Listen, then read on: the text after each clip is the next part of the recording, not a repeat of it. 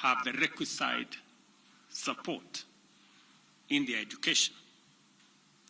We have also improved the student-teacher ratio in both our primary and secondary schools by hiring an additional 56,000 teachers and also hiring an additional 2,000 tutors for our TVET institutions.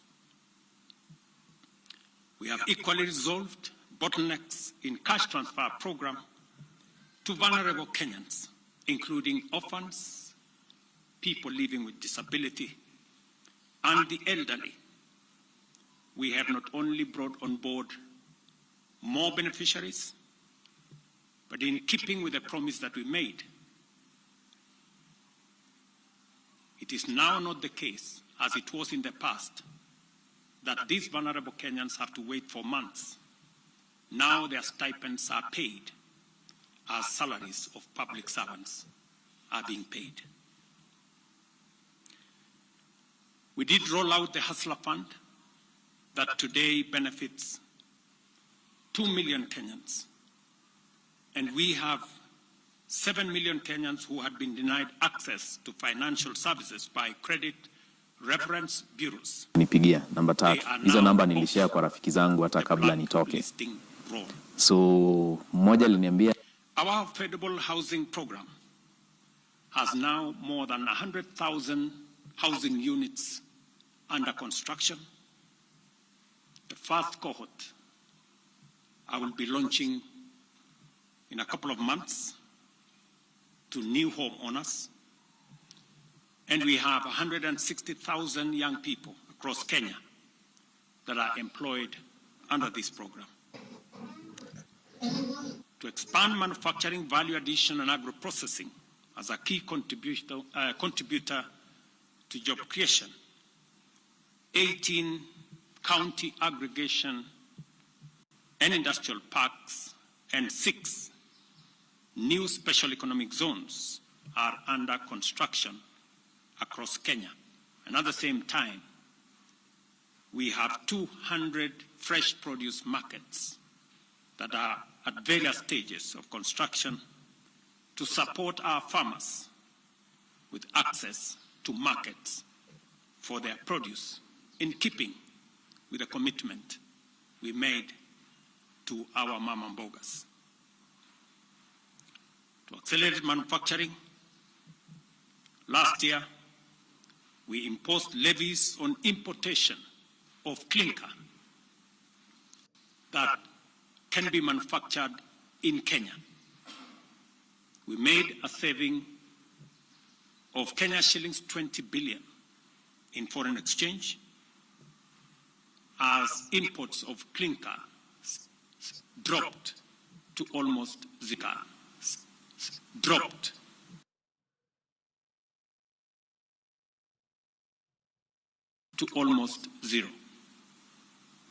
We also imposed steel factories that 6 years ago were closed. They have started operation, hiring 16,000 Kenyans, and last year alone we saved 120 billion shillings in foreign exchange as a result of this intervention.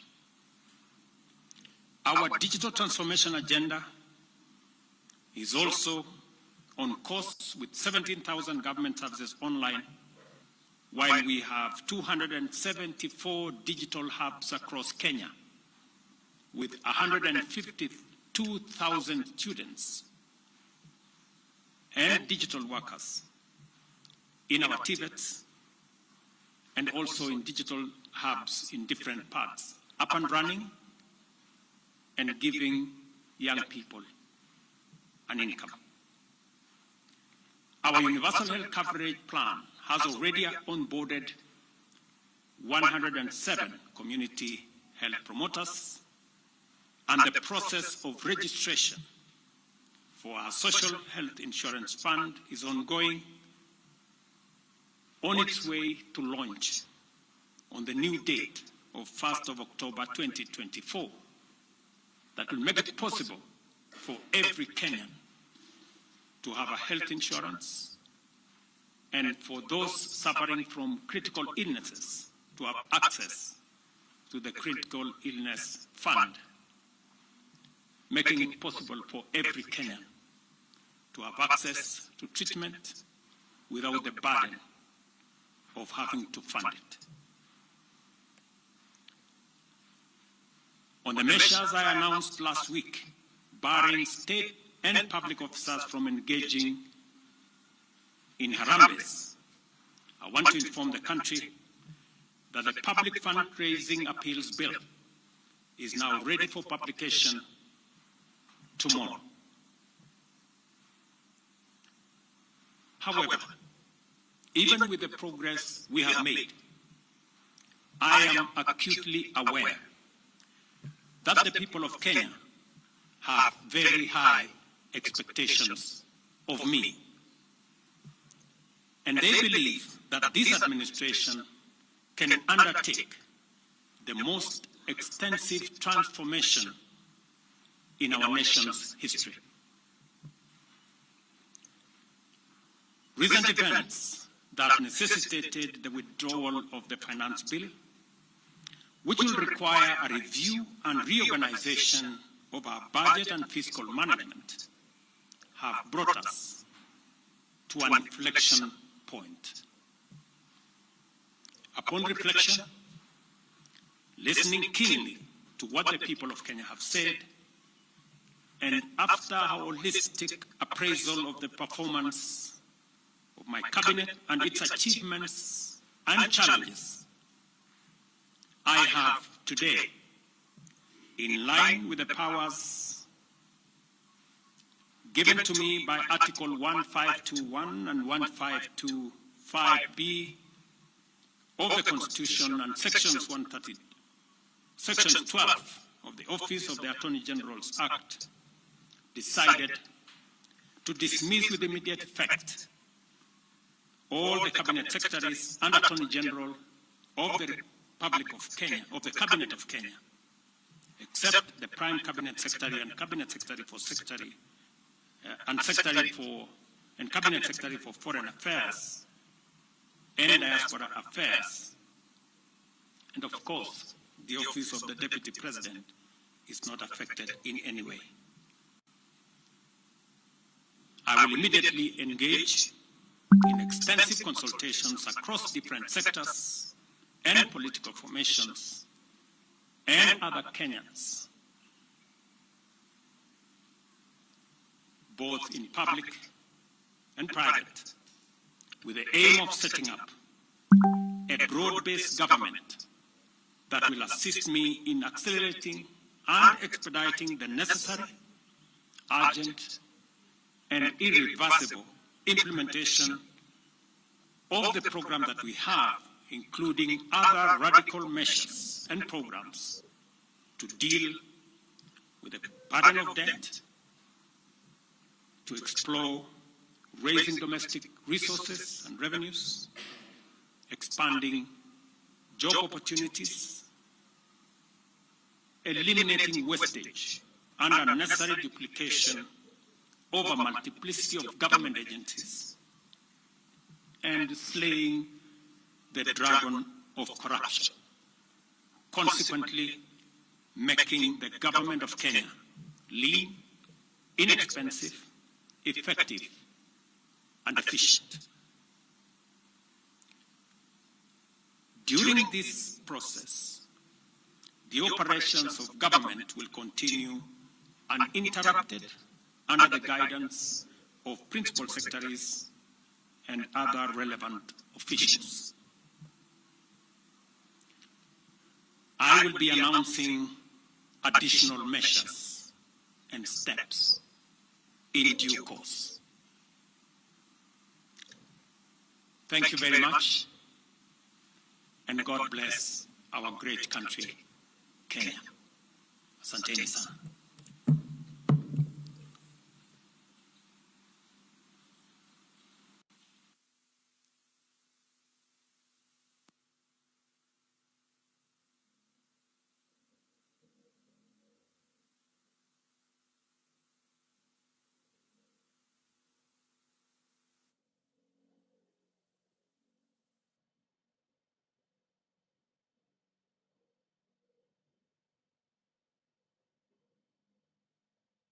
Jimmy Wanjege is still here. He has had 60 minutes to think about the proverb. Now we'll hear his interpretation of the proverb from Sauto. I'll tell you at the end. Sao Tome e Principe. That one. I'll tell you at the end. Principe. Let us go on these numbers. Okay. Jimmy's running away from the interpretation. No, I want us to not get lost with these numbers. We are not getting lost, Jimmy. We know. We CT. We can chew gum and walk. I want you to do. Especially on a Tuesday morning. I'll tell you. CT, I want you to take out your pen and your calculator. Pen, okay. Pen. CT still at pen. Now, I'm always at pen. Now, as you know, the signatories to the exchequer account, the consolidated fund account in the central bank, are the Auditor General and his deputy. All right? Auditor General. Accountant General, sorry. Accountant General and his deputy. Okay. Banandungu and his deputy, called Kilinda. They are the signatories. They are the signatories. Or they were, or they still are. They are both still there. Okay. Those two officers are the signatories. Yes. Okay. Now, so they purport to show us a series of letters transferring money from the special bond account, sovereign bond account, to the consolidated fund account, 10,3967. So it starts 15 September. I'll tell you why it's purported. So 15 September, we have a letter provided, September which year? 2014, giving instructions to the central bank to transfer proceeds of sovereign account 10,212,764 to exchequer account 10,3987. And this is for an amount of 25 billion shillings. So please calculate 25. Okay. Same sort of instructions, 19 September 2014, 25 billion shillings. October 2014, 15 billion shillings. January 2015, 21st January 2015, 25 billion shillings. 16th March 2015, 25 billion shillings. Same instructions. 2nd June 2015, 30 billion shillings. And 26th June 2015, 17 billion 300 million, I guess. Yeah? So maybe you can do the sum of that. The sum of that. That is 162 billion. 162 billion. Right? Now, if you do the sum of the so-called transfer of money that came in September, equivalent cash shillings was 88, 400 billion, 88 billion, 400 million. And the one from Citibank was 73,800 million. How much is that? So that is 162.2 billion. And the other one was what? 162. And the other account was? Which one? What did you calculate from the letters? The money, 162. 162. So close. Yes, very close. So give or take 400 So the billion. money from... Now, all the instructions are from account 10,212,764. Sovereign bond one. Sovereign bond one. Okay. 10,000 several bond two. Yes. Okay. 8,000 is the one. One of Citibank. Yes. So this is the Citibank top sales No, account. it is actually the sum total of the so-called one from the one of September that went to 8,212, and the one of Citibank that came from that went to 10,212,74. That's why you said purported. Purported. You see, Did the money the Auditor General, yes, the Auditor General has put an account here, and you can't expect the Auditor General to be making typos or mistakes or numbers. No, we can't. He has specifically put an account here for the proceeds of almost $1 billion that came 10 September as 8,212,764. Yes. All right? Yes. That is equivalent to, as you said, is 88, right? Yes. Now, The second one of Citibank is the one that is 10,212,764. But all the transfer letters are from 10,212,764. There is no transfer here of 8,212,764. Yet the amounts are equivalent To one another. To the total. to the total. Do you see the fraud? It's not possible. So those are purported letters. That's all we can call them. Because why did it have to enter that account in the first place for you to then issue letters thereafter? Jimmy, are you saying that the letters were cooked? 100% to cover up. Nothing else. What did the Auditor General find? Where is the transfer, swift transfer of that $1 billion that was in JP Morgan Stanley in September? Because Never seen it. Because if the money, We have never seen it. all right. Because Where is the exchange rate confirmation? sorry, We've never seen it. Jimmy, I want to make a connection so that we can understand why then you would interrogate why there is no swift transfer. Because before we have seen that there's a transfer, albeit redacted, but at least you can see that there's money that has gone from here to here. Yes. Now, there's supporting documents and letters saying that money left and came, but you cannot see a transfer. No. Okay. And you cannot see confirmation from central bank that they even received that money and exchanged it at a particular rate at the time. Are they supposed As was the same with the previous one of 300 or so billion, Okay. and the one thereafter of Citibank. Are they required to do that? Yes, it's like your bank. Yeah. How do you receive foreign exchange in your account and they don't tell you what exchange rate they use? Because here we are looking for all kinds of They always tell you. Sure, but we're looking for all kinds of They reasons always inform you. as to why that They particular always inform you. documentation would not be there. Maybe Correct. somebody forgot to put it in. Correct. No, there's no forgetting here. And then number two, which is this account 8,000? And what These are not Auditor General's report. So You cannot have mistakes. what does the Auditor General say about this? At the end, the Auditor General says the following, and it is instructive that you read his conclusion and recommendation. He says he confirms the proceeds entered the country. The $2 billion. No, he does not confirm the amounts. Oh, He does not say the amount. Said the proceeds. The proceeds. okay. Does not say the amount. Then he says, noted that utilization of the proceeds of Eurobond could not be traced to specific development projects. Okay. Now, our law is very clear. PSM, Borrow for development. you borrow in the medium term for development. Okay. Medium term is anything beyond 2 years. Are This was a 10-year loan. Wait, are we saying that amount of money that was transferred to pay a debt that had been incurred in the Kibaki government then was illegal? Yes. You cannot transfer like that. It should have come to the consolidated fund and then transferred. But it was actually an illegal debt. You cannot, there's nowhere where our laws allow you to borrow To pay a to debt. pay a debt. There's nowhere in our laws. There's nowhere in our laws where you're allowed to do that. Okay, So it was illegal. It was illegal in its transfer. It was illegal in its acquisition. acquisition in the Purpose. first place. Yes. Wait. And that means that it was not in the budget. Okay. So now he goes on to say, the National Treasury explained that these funds are fungible, What does that mean? exchangeable, exchangeable. Fungible. Fungible is English. Yes, it's English. Spell that. Portuguese. Fungible.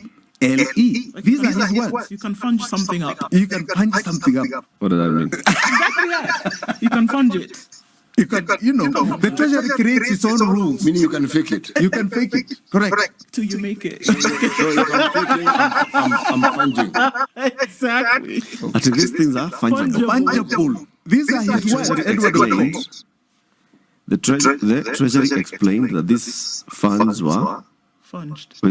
Were fungible. Okay, go on. Finish the sentence. Furthermore, as identified in this report, some of the funds were expended outside of the government IFMS system. Okay. No, please explain. What do you mean, okay? It's not okay. It can't be okay. When he says analysis, I'm saying okay. Go I'm on. not saying it is okay. He's saying, okay, I've heard you, continue. Go on. That's what he means, yes. He therefore recommends that subsequent issuance of international sovereign bonds be earmarked and be identified to specific development projects. Exactly. Now, this was the first one of 2.8. The government, previous government, Ruto government, took a total of $7 billion Eurobond. Huh? 7 billion. In that tenure, Yes. In the 9 years. Yes, 7 they billion. took 7 We billion. are just talking about 2.8 here. They took right. 7 billion. There's another 4.2 somewhere, Yes. which they also took. All right. All right. Where did it go? It definitely was not earmarked for any specific development project. Can we see where it went? Because, like I keep saying, No, it's like in the air. It means it did not even enter. We don't even know whether it entered the consolidated fund. Then this is my question that I wanted to then ask. Yes. Because money just doesn't disappear. It never does. It never does. Do you know where we see it? People move it. Do you know where we And see there's it? a trace of this money. And like I keep saying, if you put billions somewhere, you will see it. What happened? So is there a trace of where this money went? What there is a trace of in the records of government is the payment of those loans, but not the receipt. So the payment of the loans are what are indicative of what, yes. Yes. From the consolidated fund, you see the payments. We are paying heavily interest, But is high there, interest, and do we have any trace of this additional, say, 4.2 billion ever coming into the country? now 4.2 without the tap sales? There was also tap sales. Those are tap sales. There was also tap sales. Does the consolidated fund register receipt of these monies? No. Where? Okay. Where? For what purpose? This was a special. For what purpose? And I'm just asking It does because not. I'm going to go to sovereign bonds accounts. These ones also don't register the receipt of this money. No. For what purpose? Okay. Right. You see, there have to be a purpose in the budget. Of They course. don't exist. Yeah. You talk about now monies that you actually see in this same documentation in terms of repayment for loans, right? That's what you said. You don't see where the money came, but you can suddenly see that there is money that is being paid back. Yes. To whom is it being paid back to, and what does the narrative say about what it was for? Because I would assume, unless I'm naive in my thinking, that when you're paying it back, it would say for development, this, that. No, it does not say It doesn't say that. No, Does it's it not talk- on the budget. All right. Does it talk about who the money is going back to? Yes. Okay. Who does it go to? It goes to the person, the people that purportedly gave us the loan. Okay. All right? Now, that is the big question. Now, what we have here with these external loans is that you have that bracket of Eurobonds, and then you have something called syndicated loans, Yeah. which are also to the extent of $7.2 billion. All right? Taken within the same time that you cannot trace in the budget. Jimmy, Yes. we are going to take a break. It's necessary. Yeah. So there's one special audit report, right? This was Edward Oko did an audit of this specific Eurobond one. Senor, now you will tell us, since then, the Office of the Auditor General has obviously audited our accounts. Okay. Whether we have similar audit reports. Correct. You've told us about this specific Eurobond one of 2014. 2 billion plus some tap sales of 8.8 billion. Correct. So 2.8 billion. Dollars, take note. In dollars. And All what these figures are in dollars. the then Auditor General, Edward Oko, did a special audit of this particular one, and we've seen what he found. Since then, you've said the Ruto 1 and 2 governments borrowed a total of 7 billion. Eurobonds. Dollars. Just the $7 billion. And they took another 7 billion plus in what are called syndicated loans. So we're talking 14. 14 Okay. So, $1 million. did Edward $1 million. Oko, Please take note. did Edward Oko and his successor do audits of No, this one specifically on the first Eurobond was because there was a lot of noise at the time. Political. And this was a special audit done by him. It was even tabled by the majority leader at the time. I think it was Aden Duale in Parliament. Yes. But you've seen his comments at the end. Yes. It was fun. It was fun. Now, Eric, we did our audit. Now, a forensic audit is based on primarily looking for fraud. So you attach the law to any action in terms of money, right? So you look at the law, what does it say about debt? When can a country take debt? When can we take debt and how much can we take debt for? So our laws are very clear. We can only take debt for development in the medium to long term. If we have cash flow problems, right? We can only take a certain percentage, in fact, they say 5% of the last audited accounts, tax returns. So like this year, if you collected 2.2 trillion, you can only take 100 billion cash flow, which must be paid within the same year. And normally they say you can do, in fact, it's clear there, an overdraft at CBK. Right? But any other debt must go towards a project, a development project. That is in the budget. All right? Now, so the project must be provided for in the budget. In the budget. And in fact, in the budget, the debt is actually shown. Anything outside of that is illegal. Okay. Now, just to give you a synopsis, because this is very tragic, people need to understand why they are being told to raise taxes. It's because there is a monster in the room. Right? And it is this payment of this debt. It is the monster. There's no other monster. Just to give you a historical analysis, when Moi handed over power to Kibaki, of every 100 shillings of tax revenue, only 28 was going to the payment of debt, and at the time, Moi had a tax revenue of 170 billion shillings. 170 billion. 170 billion. Is what we were all paying. Yeah, is what we were all paying. In 2001, that was the situation. Right. When Kibaki handed over to Uhuru Kenyatta, Kibaki had raised revenue to 1 trillion shillings from 170 by expanding the economy, not by raising tax levels, but expanding the economy, removing barriers to growth. And of every 100 shillings of that tax revenue, 18 was going to the payment of debt. So he had reduced it. When Uhuru handed over to William Samoei Ruto, and please, I'd like to take note that Ruto was part of that government anyway. Okay. Tax revenue had increased to 2 trillion. From 1.2 into... From 1 trillion of Kibaki in 2013 to 2023 to 2 trillion. Right? So it had gone double. But of every 100 shillings of tax revenue, 70 was going to debt. From 18. You saw William Ruto earlier this year even confirmed that. But he tried to get out of my 100 shilling analogy and making it 10 shillings. But he said the same thing, 7 shillings is going to debt. Of every 10 going to debt.